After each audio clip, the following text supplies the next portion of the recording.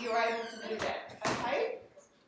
So, Mr. Garcia, are you ready? Yeah, cool. All right, so I'll be reasonably quick. So before I entered into the illustrious fame and fortune that is teaching, I did a few other things along the way. So what I'm going to do, I thought the easiest way to do this is kind of show you a few things that I've done. One thing that I've learned is I've moved houses a lot, and I've kind of moved a couple of countries too. So I've lost a lot of this stuff. So I've kind of tried to dig up what I could find. Some of it's pretty old and embarrassing, and some of it might be relevant. Some of it I can give you. Some of it I'm technically not allowed to, but I probably will. Anyway, so I guess we'll start off when I was young. So I found this. This is a really old folio of mine. So to give you a rough idea of what I've kind of worked on, I started off doing animation when I was probably, I don't know, whatever, how old I was in year 12. I started doing animation, and I got into video games, and I did concept art there and character design, which is what you guys are doing. So I did that for a little while, and then I went from there into toys, so very grown-up jobs, and I started making toys, and again, mostly character designs, and then I started working freelance, which means I worked for myself, which generally means I didn't do much, but I kind of traveled a bit around Asia and started making toys for companies like Mattel and stuff like that. So does this mean that all of this that's on here you've drawn? Yes, yep. This is all kind of my stuff. Characters up there that I've seen. Yep, you would have seen the Nicktoons stuff, which I'll talk about in a second. We did work for Nicktoons and all that kind of stuff. So I'm just going to go through it all really quickly, just to kind of bombard you with information and ideas, and ask any questions you want, because I'm recording it anyway. So to begin with, we'll go with Nicktoons. So I started working, I'm just going to show you this kind of stuff really, really quickly. I worked for a company called THQ, and I'll just open this in preview. We made a lot of these kind of licensed games, which are, these kind of, I don't know, you probably Nicktoons and Danny Phantom and all this kind of stuff. Started working for these guys and did concept art. So concept art is all this. So, we would come up with an idea, and in this case it was a game, Rose? Did you come up with that guy? No. So Nicktoons, it's a licensed, obviously this was around before me, but we had to make the game for it. So we had to come up with our own art and our own designs for this video game we were working on. So a lot of this stuff is just kind of concept art. So if you get into that kind of concept art field, it's basically sitting there just drawing images. So because this is for a licensed game, all these characters should know, but then we had to start coming up with our own characters that kind of fit in that kind of that universe as well. So this is all the stuff you had to do. Stacks and stacks of images, and this is before, the actual work happened. You have to do all this kind of stuff. So this is kind of where I believe you guys are going to be starting soon, working on this. So a lot of concept images, a lot of references, a lot of diagrams, a lot of writing on here, because you had to explain to people what this stuff was. I'm just going to sit down because it's easier. What this stuff was, because I had a pretty big team of people working with me, and we would come up with these ideas, and then we would give them to minions, who would then go and work on this kind of stuff. So you had to be really descriptive, because people in this industry, you'll find out, can be very literal, and if you give them an image, they'll make it. They'll pretty much make it straight off. And that's something I learned in China as well. They are super literal. If you draw an image, they will create exactly how you've done it. So you have to be really specific with these details and, these kind of environments too. So what we're doing here is, again, we haven't made this game yet. So we're just trying to set a scene and kind of set what it's going to look like. And that's, again, a skill that you guys will start to do. So it's just all concept art to try and really kind of set what this game is going to look like and what the environments and the characters are going to look like. But we were working with Nicktoons, with Nickelodeon. So we had to kind of stick to their style. So I don't know if you've seen these cartoons, but SpongeBob SquarePants and Danny Phantom, they all have a unique style. So the hard part for us was to design these characters. So these characters are all made up. These aren't from Nicktoons. We had to make these ones up ourselves, but they had to work with the existing characters and the existing like world that they've created, and I'll kind of show you how you've done that. And we also had to combine 4 completely different designs into one game, which you can still buy. So please do. It's called Nicktoons Unite. Yay! But yeah, this is all the kind of stuff we had to do again before production started. We haven't got paid yet. You know, we have to do all this kind of stuff. So Nicktoons would then give us money. So again, I'll keep talking about industry stuff because I'm guessing that's where a lot of you guys want to go. So we'd work with milestones. So you would get paid, you know, a certain amount of money every few months if you reached a milestone. So the first milestone would have been, you know, all this concept art. And if we've done that and Nicktoons are happy with it, they sign off, then they pay us. So lots of stuff here. Again, a lot of stuff on bits of paper, a lot of stuff on napkins. That's kind of how you work. You'll get into doing that. If you have a great idea, you'll figure it out straight away and just start drawing it and keeping track of it. Again, lots of just concept art. So all of these characters completely made up from scratch. But again, fitting in with that environment that we had to work with, and then we had to model these things up in 3D for game design. Environment design, there's tons of it. So I'll probably be able to put a lot of this stuff up on the server, so you could probably take some of it, just don't give it to anybody else because I'll get in trouble. And yeah, stacks and stacks and stacks and stacks. And so this would be my job, and you know, the concept artist's job for 6 months is just drawing pictures. So very grown-up stuff. And you can see here we get a lot more detailed now, you know, getting into level design and land design and environmental design. You start writing notes, and again, you pass this on to other people to then work on this kind of stuff. So Danny, what program did you use to do the drawing? A lot of this stuff is done in Photoshop. Pretty much all of it actually is done in Photoshop. And I've got some Photoshop files here, which I'll show you in a sec if you want. And I can pull apart the actual layers to see how we've done it. But yeah, all this is Photoshop. And it's all, let's go into, what do we got here? Something like, if I open this one up. Yeah, all in Photoshop. We used to use Wacom tablets to do the design. I don't know if you guys have done that yet. So, You know what they are? You guys, can you explain? oh, okay, so a Wacom tablet is like, it's a graphic tablet, which something you will definitely want to start using. It's essentially, it's a big square with a pen, and you can draw on it as you would on a bit of paper, except you're drawing straight into the screen. So really, really, really handy. And then of course, as you know, because you guys have been doing a little bit of Photoshop, you know, this is all layers. So, you know, I can hide this kind of stuff. If I go all the way back down to the core here, you know, it's just different layers that have built up. If I hide all of these, okay, we'll start from scratch. You know, we'll start with this kind of rough pencil drawing that we've done. Drew that on the... Yeah, on the tablet, yeah. We were pretty lucky, the tablets we had, we've got some here, we've got about 6 of them here, but the tablets I used were essentially a screen, and I would draw straight onto the screen. They're really cool, but they're like $4,000, so I'm sure they're in the budget for next week. But then everything would be layers here. So I've got my rough pencil sketch, and that would be on top of everything, okay? But then I would start putting this stuff together. You can see, as I slowly go through here, everything's just built up in layers. So again, as you start using Photoshop, you'll get these skills. You want to do everything on a new layer, and then you can come back and fix this stuff. So yeah, add some green, there's some buildings, some rocks, and then slowly going through. But again, this image would be a day, or a couple of days actually, work to do this one single image. And it wasn't actually used in the game, but this is how we would get the money. So you would spend a lot of time on this kind of stuff. There'd be one person's role would be to do concept art. And you'll see a lot of this in cartoons, in video games, and all that kind of stuff. And there's your finished image there.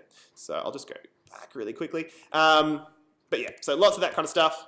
All right, so because we were working with Nicktoons, you would also have to do this kind of stuff here. This is called an art Bible. So this was put together by us.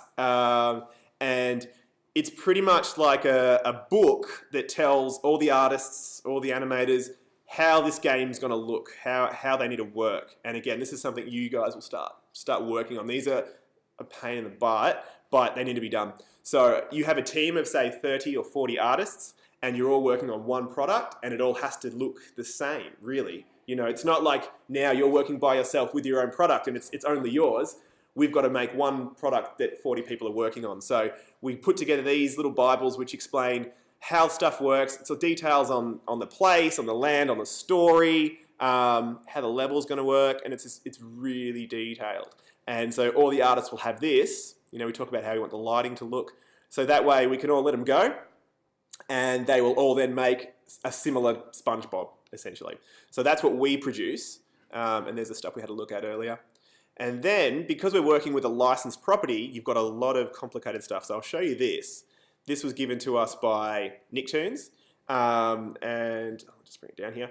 And so if we were making something for them, it had to fit in with their rules, essentially. So you would get stuff like this called a sculptor's guide. And this is stuff that isn't freely available. You only get it if you're working on their product. So I probably shouldn't be showing you, but anyway. And what they do is they have, you know, this is what the character looks like. This is his proportions, and you have to follow this, or you won't get your product out there. You have to meet these guidelines because this is a character that's known. It's like if you couldn't make a Mickey Mouse game and he had, you know, 5 fingers and 3 ears. It wouldn't happen. You have to stick in with this world here. So you get all these really important notes. You know, this is the poses that he makes. This is how he looks. This is his dog. This is all of this stuff and what it does. And even though this character isn't real, all of this information is it's like if you were describing this as a real person. You know, his feet work like this. His head works like that. And it's really detailed stuff. So just interrupt you a minute. That's okay. What you're going to be doing is making out of paper clay. If you've worked with that before, we're going to be working with paper clay. You'll make a model. It won't be moving. But you'll have similar, I mean, this is incredibly detailed, but you'll simplify, this is what you'll be doing. You'll be doing sketches from different angles. You'll think about the colours you're going to paint it, and so on. Yeah. So how I looked at it when I used to do this, and how it would probably help you when you're making your own toy or whatever it is think about it that you're making the instructions to give to somebody else to make it. So someone who has no idea about this product, you're doing this kind of detail that you can comfortably give them this instruction and they should be able to turn around and make your toy exactly how you envision it. And that's why we have so much detail in these here. You have all the characters. And then you go into this kind of stuff. So even, you know, the colour red on his shirt is a particular colour red. It's a particular colour Pantone colour. I don't know if you guys have used Pantone before. It's in InDesign. There's thousands of them. So you had to choose the exact colour red or the exact colour brown that is used by this guy. They pick that and that's the colour you stick to. So this is all the stuff that you had to do. So again, it's really quite detailed. And there's quite a few of those, you know, if we go into, I won't go through all of them. Here's Fairly Odd Parent. Are these cartoons still around? Yeah? I don't know. It's been a while since I've been in this kind of stuff. So again, you can see here, a little bit different. Similar style guide, but this guy is obviously more hard lines because it's a different style cartoon. Jimmy Neutron with the 3D animation. Fairly Odd Parents is a 2D line drawing. So same detail. It's all broken down. His hair has to look like this. His head's, that's how big it's got to be. Plenty of stuff. They've got to be a certain height. She's got to look like this. The arms are going to bend like that. And yeah, you create these. And there's your Pantone colours again. There's your height guides. And everyone has to fit in this universe. So I've got a stack of that kind of stuff, but I won't go through that now. SpongeBob, probably, I think that's still around. SpongeBob, again, another cartoon, but it's very different, it's a much rougher style cartoon. There's your Pantone colours. That's what he looks like in 3D. This is his proportions. So this is what I expect you guys are probably going to produce with your toys and design, you know.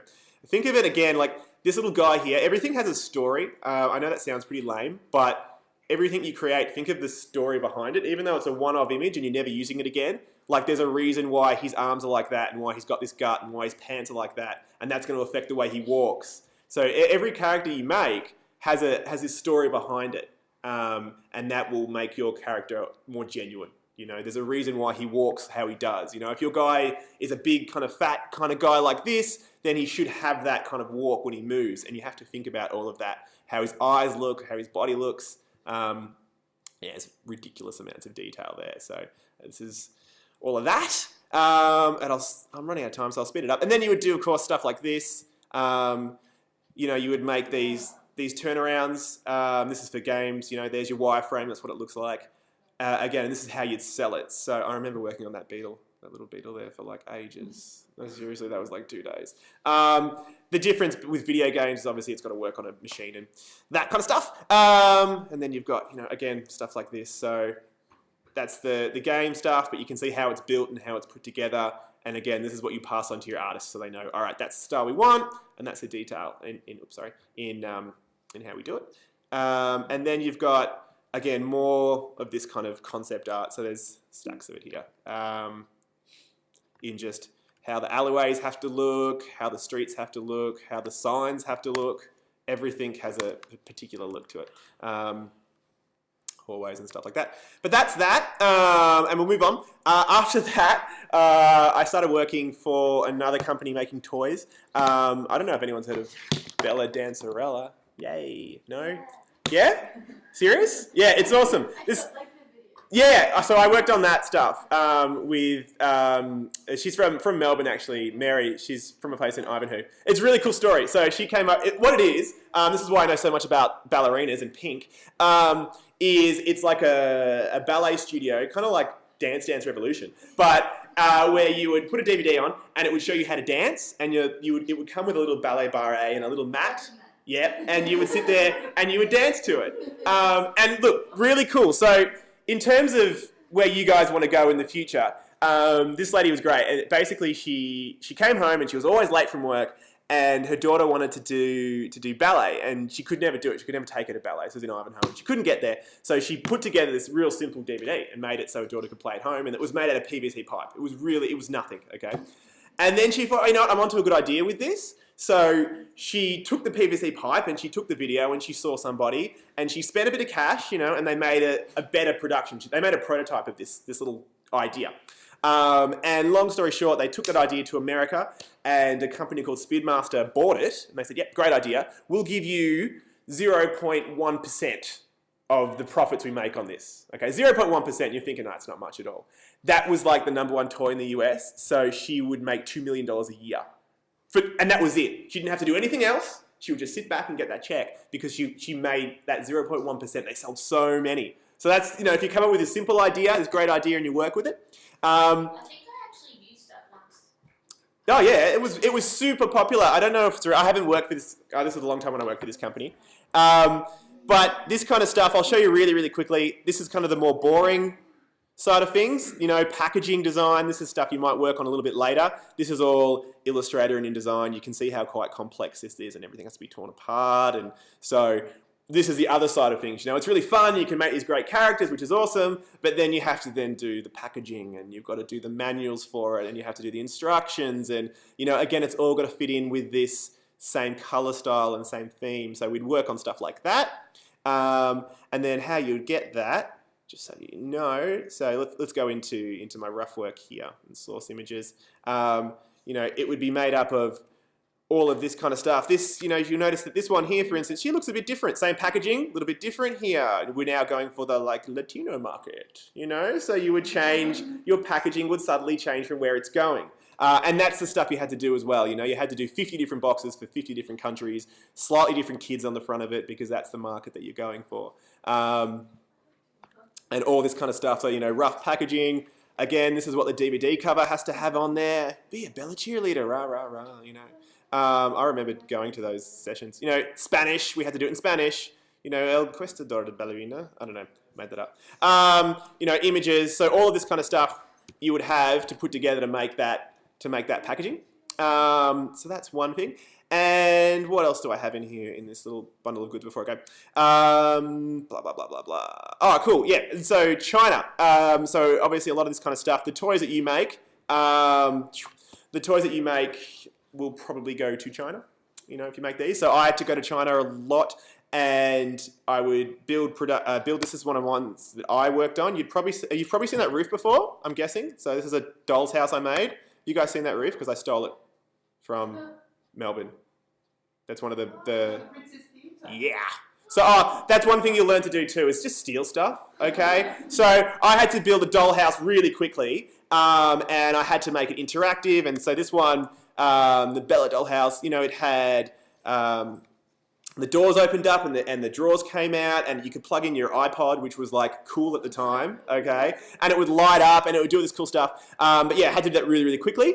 And so that's why I stole bits of the theatres here and there and put it together. And you would make this. So this is what happens after you have your design drawn up. This is essentially a prototype model. So this one toy here probably cost about 100 grand because it's what's called a tooling model. And so from this, you would then make the millions of others. You would make the plates that make this. So that's kind of where you go.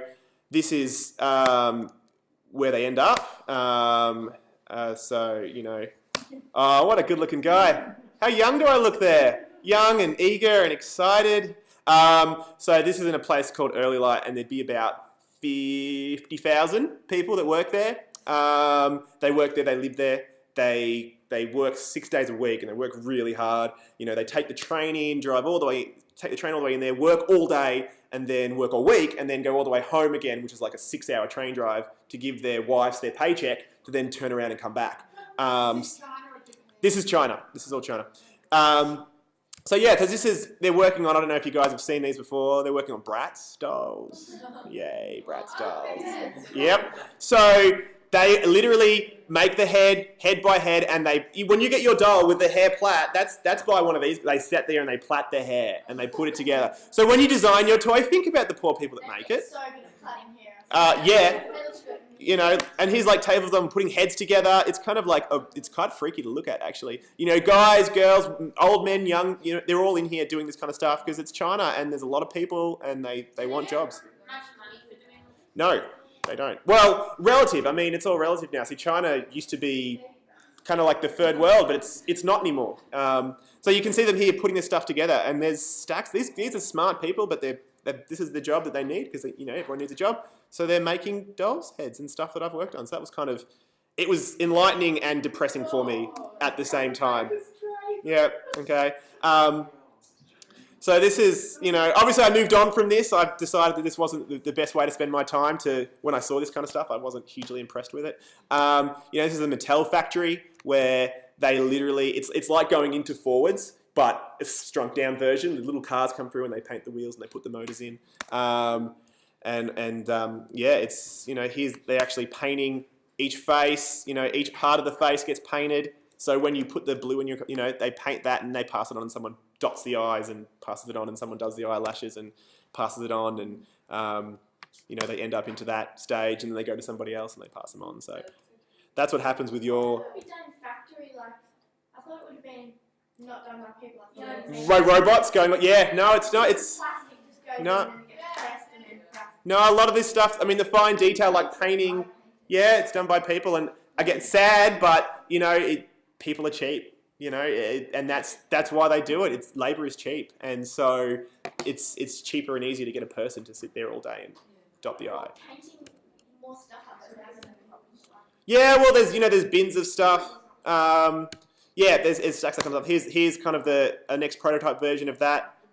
Getting to closer to where it's nearly done. You know, there's something else we were working on as well, a little portable version of it. But you then also have to figure out when you make this stuff, and you'll figure this out with your toys too, your characters, is I had to figure out, all right, how do I make this, but how do I make it for like $1.50? Because this would sell, I think this sold in the shops for like $70, like $69. But obviously, it's got to cost us a lot less. So I have to get that $69 down to like $1.50. And it doesn't mean that we're making $70 profit. That $70 comes into marketing, advertising, paying me, because, you know, I charge a lot, and all that kind of stuff. So you have to bring this all the way down. That would be, you know, choosing what kind of light you use and what kind of, you know, transistor you use and what kind of wires you use to bring the price down and, again, kind of go through. And there's the little feeder there, and that's what it is. And then, again, you can see these places. There's your calf there, essentially. And nice and off they're working. So yeah, that's pretty much everything in a nutshell. So that's just like a stack of information in terms of kind of what I got up to. There was a whole bunch of other stuff in there too. I did clothes and I did movie stuff, and it's crazy. But yeah, so hopefully that's just kind of giving you ideas of what you need to do and how you need to design your toys and stuff. Yeah. How come you stopped doing it?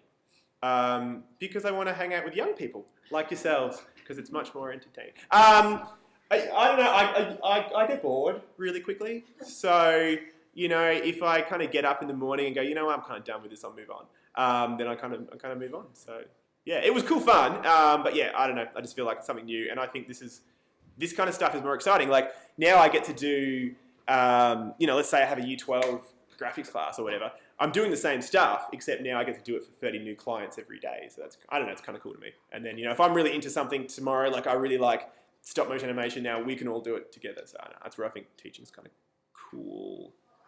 yeah, that's why. But it's a good look. It's a good if you want to get into it, and I'm sure that's why you're all here. It's a cool industry to get into. One thing I'd suggest, especially with graphics, is to get a folio together. That's way more important. I probably shouldn't say that. No, it is. It's way more important than your final exam mark.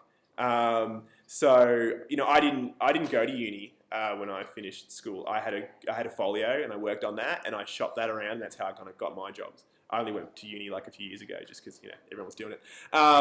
So yeah, if you get a good folio together, a really really good folio. I've got a cruddy one here which I dug up, which is like 10 years old or something. It's pretty pathetic. But yeah, put together a folio of all this, even the stuff you do here now, and start to get a brand, if that makes any sense. Like you all will start to develop your own little brand, like brand, Bynon, whatever it is, whatever makes you.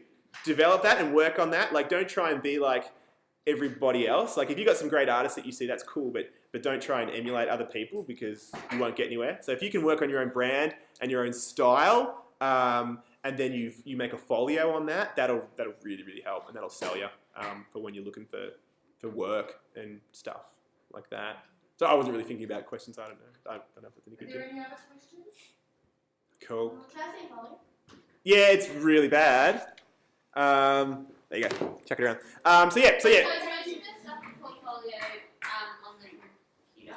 All of this stuff? Yeah. It's not because again I had to dig this up from old hard drives of old. But some of it I can give you. Some of it I technically can't. Some of it I can leave on the server for you to look at. What I might give you is that just so to help. This probably help you the best I think with your character design. I'll give you these style guides I'll put them on the server to look at, but pretty please don't email them anywhere, please, because I think these are really good to help you figure out what kind of views you need, all of the little small details in here. So I'll give you these and read these, and you can see how you need to do stuff, how everything's divided into certain sections, how you need to do a turnaround. Even you may never see the back of your character, but you still need to design it anyway, because one day someone will want to see the back of your character. So I'll give you these if you want, and if they're going to be good to you, this kind of stuff, yeah? Yep, cool. And you can use these, and all the other images, feel free if there's anything in here you want to give us a shout and I'll send it your way. Or, again, I've just recorded it so you can kind of go through it that way. Thank you, Daniel. Cool. Have fun. It's food for thought, and I hope it's been a good inspiration for you when you start your mascot. You can start thinking about what you're going to do, who it's for, and then we'll be starting it in earnest next week. So think about the story of this mascot, okay? Even though it doesn't have one, make one up. Like, what's the backstory? Why is your mascot look how he looks? Why does he have a red hat? All that kind of stuff. And you do write that out, and that's what we have to write out in this kind of stuff. Even though it's a character we've made up, again, everything has a history and a backstory, and there's a reason why he looks like that and why he moves like that. And that'll really, really help you sell this character to other people, because you'll get more invested in it. So, yeah. And your mascot's standing for something, either a company or a sport team or whatever you choose. Yeah. Cool. All right. All yours. Thanks, Daniel. No, anytime.